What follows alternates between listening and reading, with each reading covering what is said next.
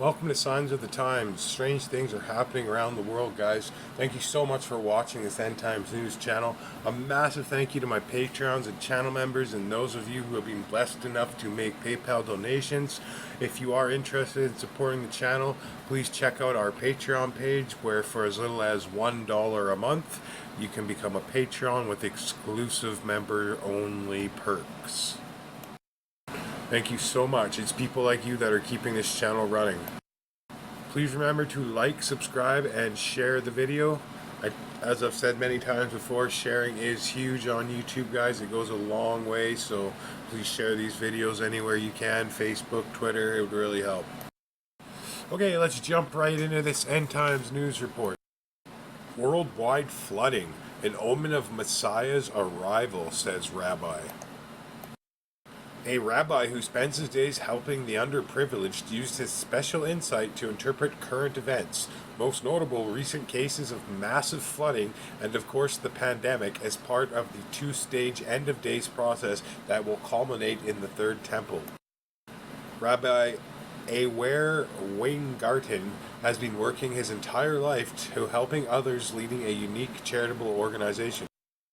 Israel and the world are undergoing an unprecedented upheaval as never before seen developments take place, Rabbi Weingarten began.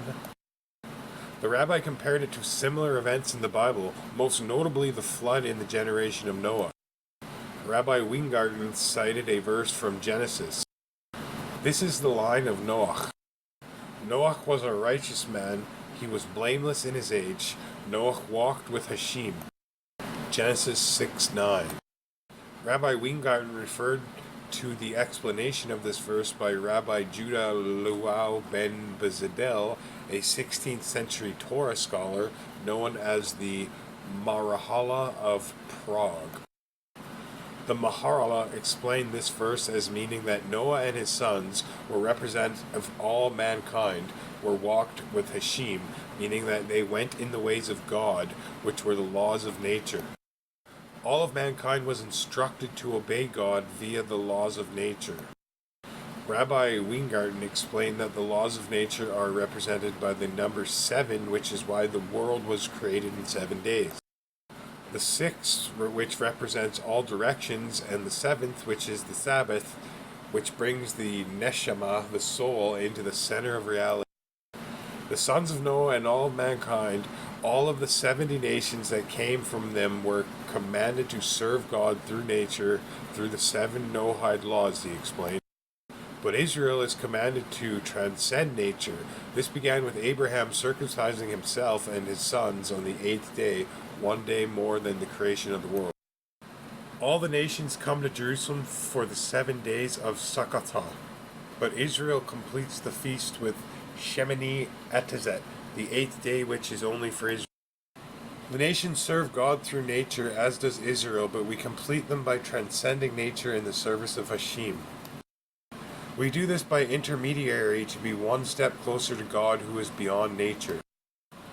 That is why the Exodus began with wonders of nature in Egypt, the natural but phenomenal plagues. But for us to become Israel in the service of God, the redemption from Egypt transcended nature, first at the splitting of the sea, and then at Mount Sinai. The Exodus was the template for the final redemption. First, the Messiah from the house of Joseph will prepare the land of Israel.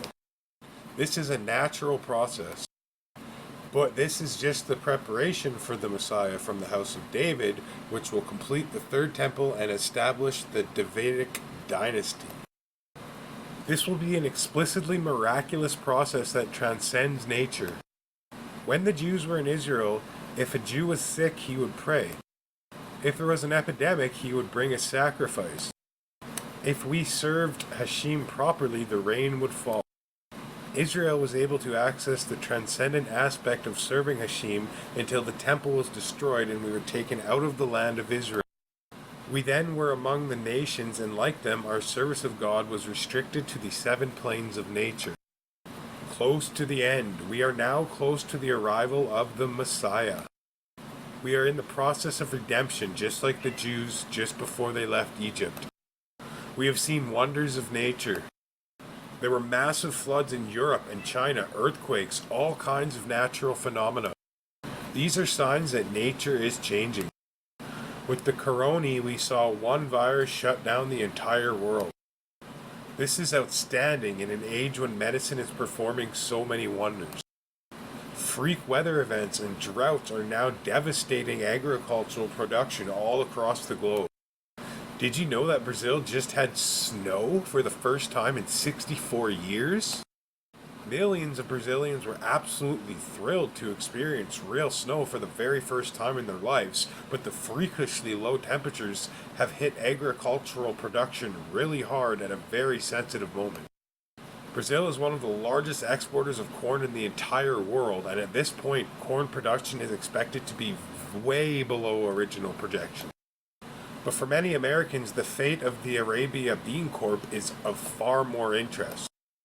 Higher coffee prices would affect millions upon millions of Americans on a daily basis, and that is why so many people are freaking out about the fact that coffee prices are really starting to spike. Arabica coffee prices touched a nearly 7-year high earlier this week as the unusually cold weather affected the crop in Brazil, the world's top producer, with companies poised to pass on higher costs to consumers. Unfortunately, prices are likely to go even higher in the days ahead. The recent cold snap hit a very wide area, and one coffee exporter is warning that no one really knows the depth of damage undertaken. Preliminary estimates from the Brazilian government indicate last week's frost alone had affected 150,000 to 200,000 hectares. That's almost 500,000 acres, guys. About 11% of the country's total coffee area. Like, wow. No one really knows the depth of the damage undertaken, said coffee exporter Comexon, which estimates a 13% loss on next year's net production at the Cerrado region in top coffee growing states Minas Gerais. The full extent of the damage to Brazil's cornfields is yet to be determined as well. Currently, it is being projected that total corn production could be down by about 17% compared to last year. Total corn production in Brazil is now seen at 85.3 million tons, almost 17% below last year's level. Agarula said, citing weather issues affecting the crop, particularly the second corn crop, which was first hit by drought and later by frosts in states like Mato Grosso do Sul and Paraná. Over in Africa, endless drought is taking a very heavy toll in many areas. At this point, we are being told that crop failure has led to mass hunger in Madagascar, and we are being warned that tens of thousands are on the brink of starvation. The island nation of Madagascar in the Indian Ocean continues to suffer from its worst drought in 4 decades. The lack of rain in southern Madagascar has led to crop failure and mass hunger, all said to be driven by climate change. The UN's World Food Program says that more than 1 million people don't have enough food and tens of thousands are on the brink of starvation. Thankfully, we aren't facing starvation here in the United States right now, but there are reports of complete crop failures in certain areas. For example, just check out this example from Washington State. We have had complete crop failures in Benton and Yakima counties, said Michelle Hennings, executive director of the Washington Association of Wheat Growers. Hennings said local yields likely won't be as disastrous, and they will vary from farm to farm depending on if they have received small pockets of rain here and there. But the overall reality is that wheat production will likely be down across the board in the inland Northwest. Conditions have been so dry for so long in some parts of the western half of the country that some communities are actually starting to run out of water. Mayor of Jerusalem preparing Zechariah's vision of a greater Jerusalem. Sorry, this is in the Israeli Bible, so it's kind of hard for me to pronounce. The former said to him, "Run to that young man and tell him, Yerushalayim shall be peopled as a city without walls. So many shall be to men and cattle it contain." Zechariah 2:8 from the Israel Bible. According to the prophet Zechariah, in the end of days, Jerusalem will be so large that it will expand beyond its biblical borders democrated by walls. As visitors to Israel's eternal capital can attest, this is quickly becoming a reality, and in a recent conference, the mayor describes how this goal is coming closer by leaps and bounds. Infrastructure on Sunday, Jerusalem Mayor Moshe Lion was interviewed on the first day of the Jerusalem conference hosted by Beshiva newspaper and Otz Shiva News. The mayor described a tremendous construction boom that is currently underway in Israel's eternal capital. The mayor began by describing projects that will greatly improve the transportation infrastructure of the city, many of which are expected to be completed in the near future. Lyon was asked about his expectations of the spiritual demographics. Religious Zionism is going to fill up Jerusalem, Lyon said, explaining that infrastructure was actually the way to build communities. We are in the midst of a tremendous construction boom of offices and jobs, and in an area spanning about 1.4 million meters across the city, and which are expected to be completed in about 3 years, Lyon said, adding, for high-tech companies, we will reduce the tax by about 50% so that it will pay off them to come to our city. The mayor claimed that in order for the city to flourish, the Arab residents must be included in the plan. More than 300,000 of the residents of Jerusalem will live in eastern Jerusalem, the mayor noted, referring to the importance he sees in investing for the benefit of Arab residents as well. In order for Jerusalem to be united forever and so that we can live alongside them, he will have to take care of them with the appropriate infrastructure and invest in the eastern part of the city, he added. A city without walls. The mayor's plan fits in nicely with the prophesied New Jerusalem that will exist in the era of the Messiah. This was described by Zechariah as a city without walls. The former said to him, run to that young man and tell him, Yusharim shall be peopled as a city without walls. So many shall be the men and cattle it contains. Zechariah 2:8. This implies a city that is far larger than the walled city established by King David. This vision is actually a reality. Today, in a clear fulfillment of Zechariah's unlikely prophecy, just 5% of Jerusalem's 800,000 population live today within the walls, while the other 95% are spread over a vast municipal area. While Zechariah's wall of fire is not invisible to the naked eye, few believers could deny that the modern unwalled Jerusalem, simply by virtue of its blessed continuance, is protected by the God of Israel. Plague-infested chipmunks prompt Lake Tahoe closures. Officials are closing some areas on the south shore of Lake Tahoe, according to a new report from KTL 5 News, after some chipmunks tested positive for plague. The Tahoe Daily Tribune reports the Taylor Creek Visitor Center, Kiva Beach, and their parking areas will be off limits through Friday. During that time, the U.S. Forest Service will be conducting vector control treatments in those areas. El Dorado County spokeswoman Carla Haas said the chipmunks that were tested had no contact with any people.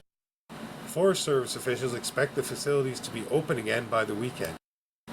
At least 6 reported dead in mystery blast at secret Russian weapons factory. At least 6 workers are feared dead after a mysterious blast at a secret Russian weapons-making factory, according to The Sun. The group suffered horrific burns at the chemical plant, with the only survivor employee left fighting for his life in a coma. Some members of the team were not supposed to be in the workshop on July 30th, and their presence led to the blast, says sources. Staff shortages were blamed for inexperienced personnel being on duty in high-security facility and a violation of safety rules. The plant in Kamenetsky-Shakanisky, Rosatov region is believed to be involved in the manufacture of multiple launch rocket systems and weapons. Officials have denied there was a leak of chemicals into the atmosphere, despite an ominous video appearing to show smoke rising from the facility. They have released scant details of the explosion and its causes amid an information blackout. One worker was reported dead on Friday, but 5 more have since succumbed to appalling 100% burns. It is being reported. Wow, 100%? Foreman Alexander Korniskov, 33, was today in a grave condition on a ventilator, according to Rostov Gazeta. Among the dead are Slaventa Menuka, 55, Gennady Iniva, 34, and Grenady Andrew, 31, a source told Baza Media. Some people were not supposed to be there. The company cut staff. There was inexperienced staff who were forced to do jobs they had not previously undertaken. This influenced the incident. Another source told Sagard Rostov, when the fire began, people ran out, pulling their clothes off because they were burning alive. Thank you so much for watching, everyone. Please remember to like, share, and subscribe. God bless you and your loved ones.